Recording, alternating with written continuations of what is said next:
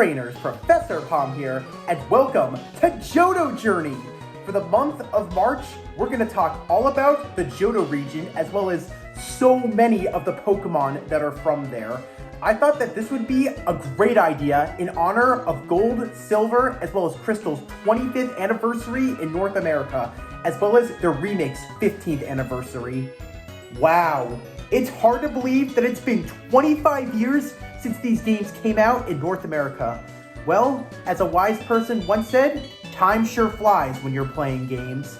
And yeah, a lot has changed in 25 years. For those of you who may not know, Gold and Silver were great games, but the reason that they were so big is because they were originally intended to be the final games in the Pokemon series. So they thought, let's go big or go home. Thankfully, as we know, Gold and Silver were not the final games. It's all thanks to Pokemon fans like you out there who wanted more. And looking back 25 years later, I'm glad that Gold and Silver wasn't the end, especially seeing that Pokemon Day just announced a brand new game, a Pokemon Legends Z to A. I'm extremely pumped for that. Wow, imagine if Pokemon Gold and Silver was where it ended. We would have missed out on so many great adventures over the years. Another reason why Johto is so praised and loved among fans is because this is the region that introduced so many things all around that were new mechanics and have still stayed as major staples to the series. This is the region that introduced the day to night cycle, the daycare, breeding, and of course, baby Pokemon. Friendship, which not only was good to have with your Pokemon, but also allowed several others to evolve. Oh, and how could I forget? Johto was also the very first region which allowed us to also play as a female character. I'm glad that finally you could play as either a male or female. It may have taken a while till we got one, but hey, better late than never. And for some trainers out there, Johto is where it all began for them, as some of them did miss the whole red, blue, and yellow games and had to start in the Johto region, which was a great start. Maybe there were also some out there that didn't start at all until 2010 with the remakes of Heart Gold and Soul Silver. I hope that Johto was a great region for all of you who started in it. I know that's where I began, as I was born in Ecruteak City. So yeah, I also am a Johto boy.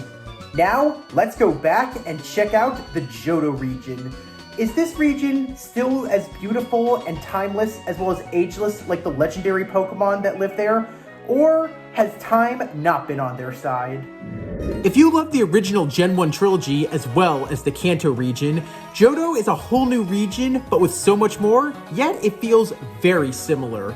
Despite being a different region, the formula is the same, as you once again have to take on 8 different gym leaders. However, unlike the last game, all of Johto's gym leaders specialize in typings that the others didn't. Johto brought in so many brand new Pokemon, as it gave us a total of 100 new Pokemon to meet and catch. So all in all, it gave us 251. However, if you were one of those that loved what we had in the Kanto games, fear not, as so many familiar faces of the original 151 Pokemon of the Kanto region were also Johto native. However, one of the coolest things about this region is the history as well as the mysteries that surround the land, as Johto is a region immersed in the past and history of the world. Because of this, Johto's history tells the story of legendaries. Of course, we have the 3 legendary beasts, Raikou, Entei, and Suicune, but we also have the 2 region's guardians, Ho-Oh, the golden guardian of the sky, and Lugia, the silver guardian of the sea. While Lugia and Ho-Oh don't play major roles in the main story, you do feel like you've learned so much about them through the places you go as well as the people you meet, of how these gold and silver guardians shaped and once ruled the region. It's because of them that Johto is the region that it is, as these guardians have watched as well as protected the region for centuries. And in a cool way, I like to think that both Lugia and Ho-Oh are watching you every step of your journey. However, if I am to think of everything that Johto really laid down, it wasn't just all of the features it had. This was also the game that laid down the foundations of Pokemon lore. If you really think about it, this was the game that explained the reason for legendary Pokemon, and it also even tried to make Pokemon have a history as well as show a lot of things that happened within the past. As good as the original games were, something always felt like it was missing. Even though Johto may not have put all the puzzle pieces together and there were still many out there, it was definitely the region that decided how lore should go. And thanks to it, we have so many different regions after it that have amazing lores. In my opinion, what makes Johto such a unique region is the fact that it's linked to another region, the Johto region. In fact, Johto is the only region to date to not have an Elite Four or even a champion, as you have to go to the Johto region and challenge the Indigo Plateau, Elite Four, as well as the champion to prove you're the very best. It's really cool that Johto is linked with another region. To this day, I've always wanted to see another region just like that. Once again, we had to deal with Team Rocket, as they had emerged after 3 years of absence. However, as Team Rocket was doing all these terrible deeds, there was one noticeable thing different about them. It was the lack of Giovanni, as he had disappeared 3 years earlier after being defeated by Red. So, who would run Team Rocket? Enter the 4 Team Rocket executives, who include Executive Proton, Executive Patrol, Executive Ariana, and Executive Archer. Even though none of the 4 executives come close to being as evil as Giovanni is, Proton, Patrol, Ariana, and Archer always left an impact on me, not just with their cool designs, but also I've always wondered how they managed to keep Team Rocket afloat without Giovanni. I also want to know how they even got to the role of executive. These are questions that I've been wondering for a very long time. I hope that they get answered. They may not have made a huge impact on anyone, but for the story, they left a huge one on me. Every game of Pokemon adds new things into the mix, as they try to be better than the last one, and Johto's games, being Gold, Silver, and Crystal, as well as their remakes, are no exception. Here are some of the things that the games did that I loved and I thought were good additions. For me, I'm glad that both the breeding mechanic and the shiny Pokemon editions from Gen 2 have become mainstays for quite a while. Shiny Pokemon are the best, and it's hard to even imagine the world of Pokemon without shinies, as shiny hunting has become a major staple to so many trainers out there. Plus, there are some Pokemon who look amazing as shiny. It's also hard to imagine Pokemon without the daycare or getting eggs to hatch, for getting Pokemon with great moves and stats. Thank goodness for Generation 2 bringing breeding to the table, and especially introducing adorable baby Pokemon, and the new ones that we've gotten over the years. The Pokegear was a very welcomed addition to the Johto games, not just in the original ones, but also the remakes. Listening to songs on the radio could be very fun, but on a rather cool note, in the remakes, listening to certain songs on some routes would help you find very rare Pokemon. So yeah, the radio was very helpful. I'm just sad that it never carried over to any other games. It may be minor, but the Tojo Falls was one of the most brilliant ideas ever. Having both Kanto and Johto border one another, you needed something to serve as a link. That's what these waterfalls do. They serve as the link to both Johto and Kanto, yet all these years later, I'm actually surprised. Something like this has never happened, and we've never had any other regions border one another. Johto sure introduced a lot of new Pokemon, 100 brand new Pokemon to be exact. I gotta say, I feel like every one of them was a very welcomed addition to the 150 that we had. There sure were a lot of new typings introduced, as well as new combos that had never been done. Looking back 25 years later, I'm glad that so many of the Pokemon Johto introduced have been mainstays for so many years. If I was to critique, I wish we got more Ghost and Dragon type than just one. But hey, at least as time's gone on, we've gotten so many more. Teaming up with Lance to take down Team Rocket was very welcomed. I especially love that in the remakes, Lance and Yu took on Executive Ariana in a double battle. I have to say, rooting the villain's plan with the champion sure was a ton of fun. It was such a highlight that Pokemon Generations even made the Lake of Rage episode about it. Johto also introduced something that I like to call Crisis before Final Badge. For the Crisis, you usually deal with the villainous team before you obtain your Final Badge. For these games, it was Team Rocket's invasion of the radio tower in Goldenrod City, where they were using it to try to call Giovanni back and restore Team Rocket. It may not have dealt with the legendary Pokemon, but it was the first time they tried this, and it worked so well. And if you think about it, many other games after had the same Crisis before Final Badge 2, usually involving the legendary Pokemon. Generation 3 had it, so did Generation 4, and they even made some great cutscenes out of it. And then Generation 6 did it one last time before it officially stopped. I wish they could have kept it going on, as it was really fun. Taking on the Kanto gym leaders and winning 16 badges between 2 regions was a great idea, especially for the post-game. Even the remakes made this even better, as after getting match calls with all the gym leaders, you could take all 16 at the fighting dojo, so you could take on gym leaders forever. But the best part, in my opinion, was the final showdown atop of Mount Silver, where you took on Red. As epic as the final battle between you and your rival was in the Kanto games at the Indigo Plateau for the title of champion, Generation 2 took it a greater step further, making this feel like the ultimate showdown. Even the battle with Red in the remakes is still just amazing, and I actually think it even got a little more difficult.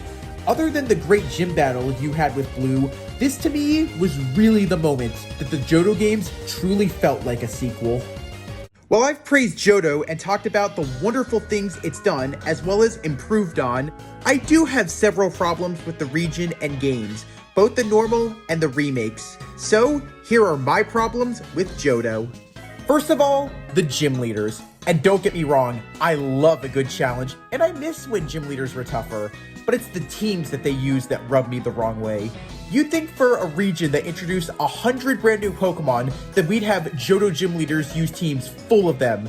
However, you'd be mistaken, as you see, out of all 8 Johto gym leaders, only 4 of them use a Johto Pokemon on their team, and it's only 1 being their signature Pokemon.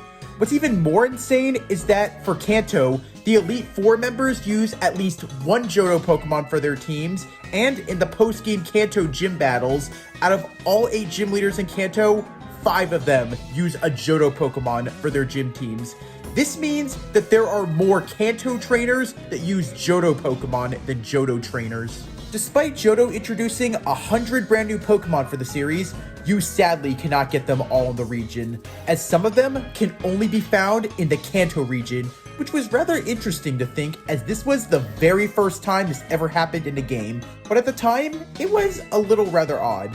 While it does make the game fun to see what other Pokemon that you can catch in post-game, this is also annoying, as some of these Pokemon could have been rather helpful for your journey at the beginning rather than in post-game. While Johto was really kind to introduce 2 brand new typings to the world of Pokemon, being both the Dark type and the Steel type, we do have a major problem with both of these typings. For the Steel types, it was the limited moves, as there were only 3 Steel type moves at the time of Gen 2, and also only 3 out of the 6 Steel type Pokemon could learn them. But what was also more annoying is by the time any Pokemon could learn the Steel-type move, regardless of being a Steel-type Pokemon, none of the trainers that specialized in the typings that Steel was super effective were even left. But what also made Steel-type even worse is, despite it being a defensive type, there were no defense Steel-type moves until Generation 3. Now for Dark-type, that's a whole other story. Despite the new typing, Umbreon was the only Dark-type Pokemon that you could obtain in the Johto region, and that was through evolution, as all the other Dark-type Pokemon were locked in post-game Kanto, and could only be found at night. It's honestly ridiculous that a whole new typing was introduced, and yet you were only given access to just one of them. That would be like when Kalos introduced the fairy typing, however, you could only get Sylveon, as all the other fairy types you could not obtain until the post-game in Friend Safari. Granted, yes, you could trade with a friend to get a dark typing, however, here's the other problem with that. Your friend or another person would have had to beat the game first in order for you to even get access to a dark type for your first part of the adventure. Despite my anger towards dark and steel type Pokemon in the early days, This is actually just more of a Gen 2 Johto problem.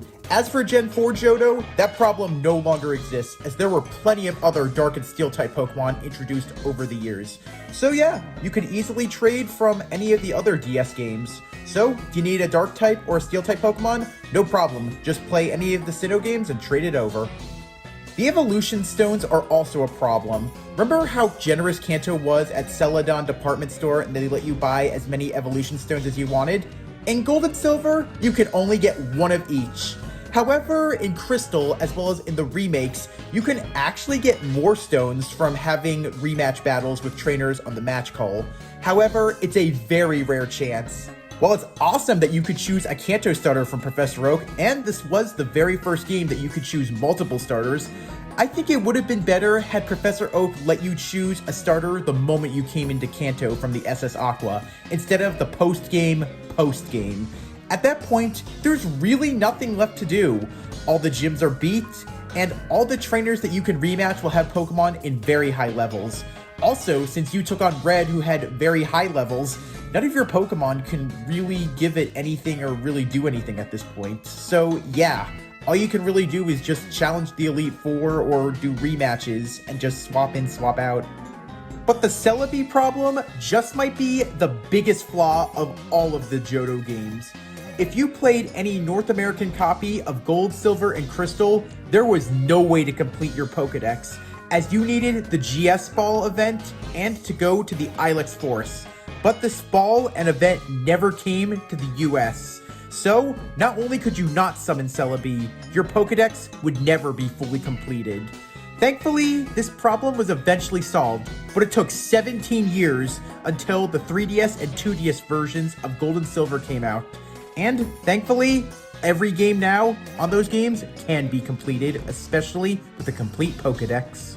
All in all, and all things considered, not just is Johto a fantastic region, but all 5 of its games still shine just as bright 25 and 15 years later.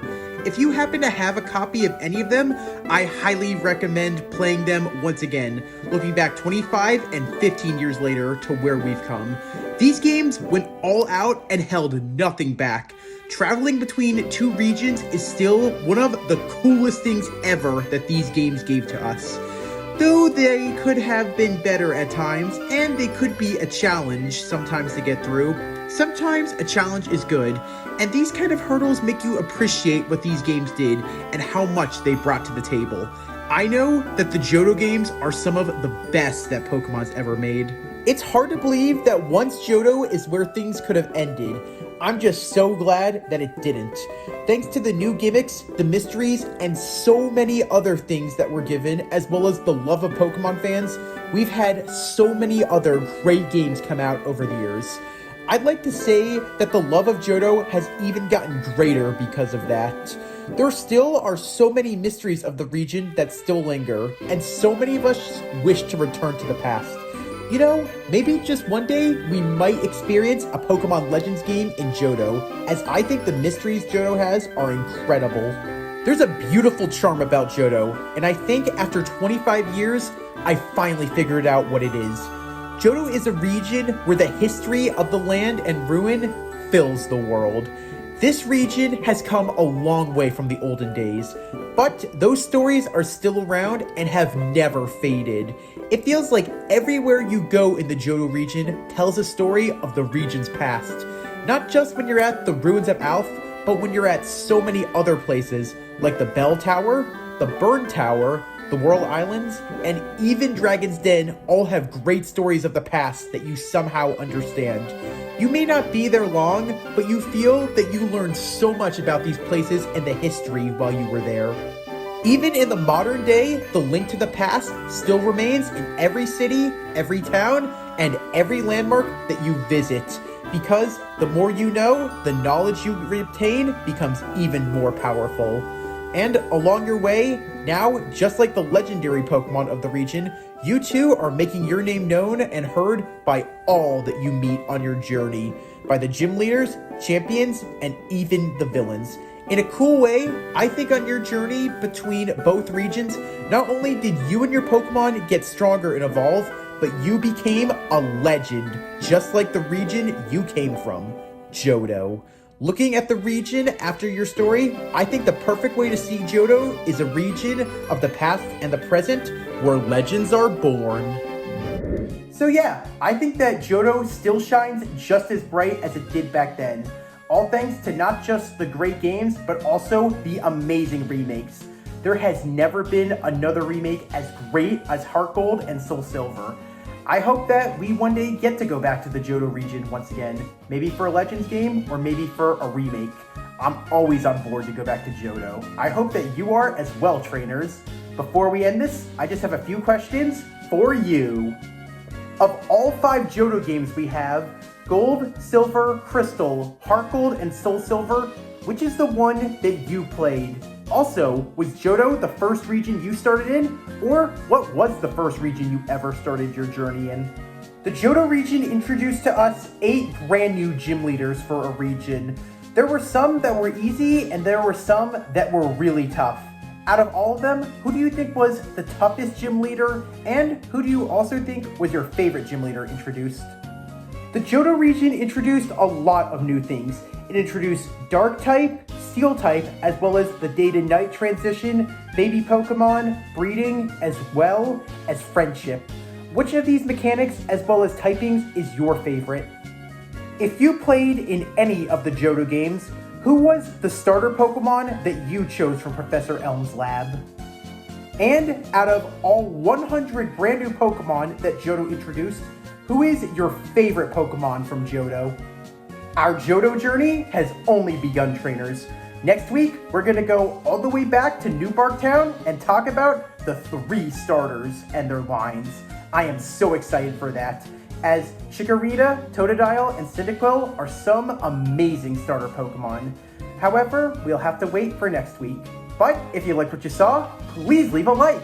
If you have any questions, you want to answer any of the questions that I just threw at you, you have an idea that you want turned into a video, or you want me to talk about another Johto Pokemon and its line for the 25 years of Johto, then please comment.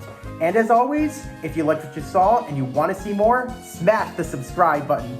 As a Pokemon professor, it's my job to teach trainers like all of you. So please share my videos to as many trainers as you know. And thanks for watching, trainers. Palm out.